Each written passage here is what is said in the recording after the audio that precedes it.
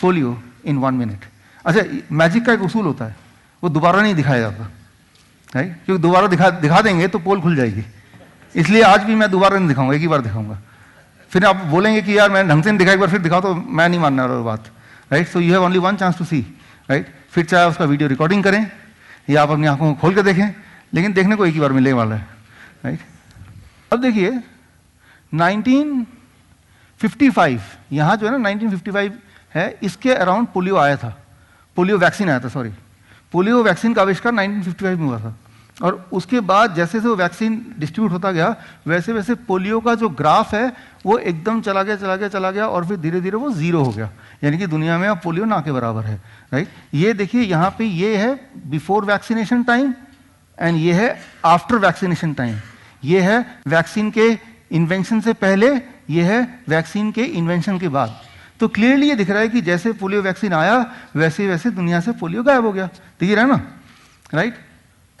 लेकिन ये दिख रहा है, और ये जो टाइम है यहाँ पीक पे जब पोलियो था तो कितना था, हर 1 लाख लोगों में हर साल 20 नए पोलियो पेशेंट का जुड़ना, हर 1 लाख में 20 नए, ठीक है ना? इस बार 1 लाख में 20 नए, अगली बार फिर 20 नए, इस तरह say that was the rate. अब ये मेरे पास जो आलू देख रहे हैं आप, ये है आलू प्याज मेथड टू वैनिश पोलियो। ये जो आलू है ये है हमारी जनसंख्या, और इसमें जो प्याज है थोड़े बहुत, ये हैं पोलियोग्रस्त लोग।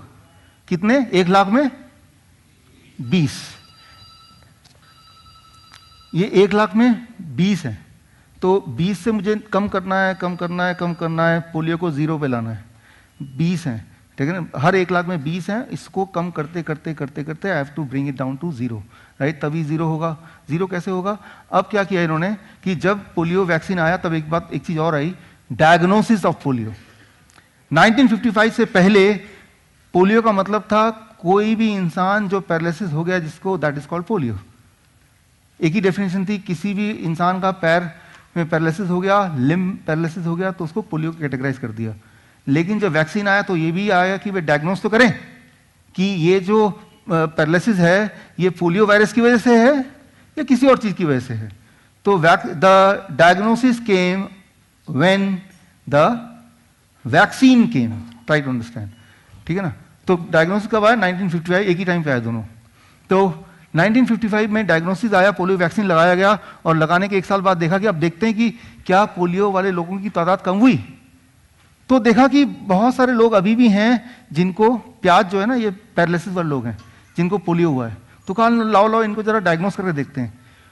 तो डायग्नोस करके देखा, कहा कि ये जो लोग हैं इनको पैरालिसिस तो है, लेकिन ये पोलियो की वजह से नहीं है, ये इको वायरस की वजह से है, ये कॉक्साकिया वायरस की वजह से है, ये मेनिंजाइटिस की वायरस की वजह से है।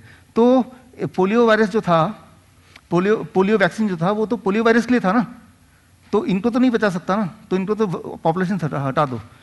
It is a paralysis patient but not polio patient, ठीक है ना? तो अच्छा, इनको देखते हैं, या इसको भी डायग्नोस किया गया।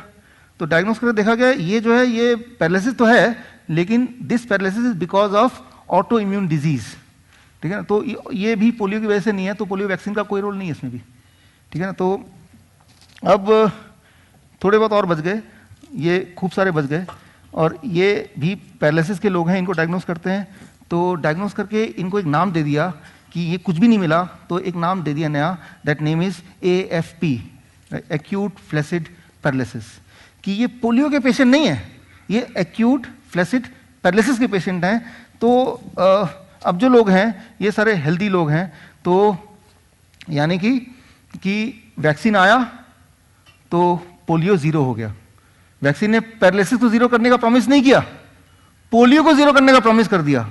आप बोलेंगे ये, अरे भाई ये तो भाई पैरालिसिस के पेशेंट है ना, पोलियो के पेशेंट थोड़ा है। तो दुनिया में पैरालिसिस उतना ही है, सिर्फ नाम बदल दिया। Try to understand this, right?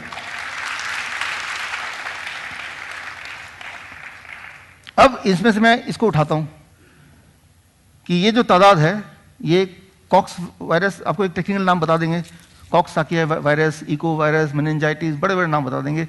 तो ये सब वायरस क्या है? ये सारे वायरस एक ग्रुप में आते हैं, जैसे कहते हैं एंटेरो वायरस। कितने हैं टोटल? 88 तरह के एंटेरो वायरस है, and one of them is polio. 88 तरह के एंटेरो एक ही फैमिली के लोग हैं, उनमें से एक का नाम क्या है? पोलियो। तो जब हम वैक्सीन लगाते हैं तो वैक्सीन उन 88 में से एक को प्रोटेक्ट करने के लिए है और बाकी 87 कुछ पता नहीं, राइट? तो हमें लग रहा है कि हम तो प्रोटेक्ट हो गए, लेकिन असलियत क्या है कि जो number of paralyse patient are same. अब बोल रहे हैं कि enterovirus is the whole family and polio virus, cox virus, echo virus are the part of the family, right? अब ये कैसे होता है मैं आपको थोड़ा सिंपल लैंग्वेज समझाता हूँ। मान लीजिए मैंने आपसे कॉन्ट्रैक्ट ले लिया। कॉन्ट्रैक्ट ये है कि भाई मैं कॉन्ट्रैक्ट दे रहा हूँ कि कुत्ते आपको नहीं काटेंगे, ठीक है ना? आप मुझे पैसा दो और कुत्ते नहीं काटेंगे, दैट इज माई गारंटी। फिर एक दिन कुत्ते ने काटा आपको, आपने बोला कि देखो कुत्ते ने काट लिया। मैंने कहा लाओ जरा दिखाओ कुत्ते। नहीं नहीं, ये तो बुलडॉग है, बुलडॉग के लिए नहीं बोला था मैंने। नहीं नहीं, ये तो जर्मन शेफर्ड है, ये नहीं, मैंने कुत्ता बोला था, स्ट्रीट डॉग। तो अल्टीमेटली ये है कि सारे कुत्तों में जो स्ट्रीट वाला डॉग होगा और हमारे हिसाब से स्ट्रीट डॉग है तो ही मैं मानूंगा उसको। बाकी बुलडॉग काटे, एल्सेसियन काटे, वो मेरा रोल नहीं है। Thank you, thank you.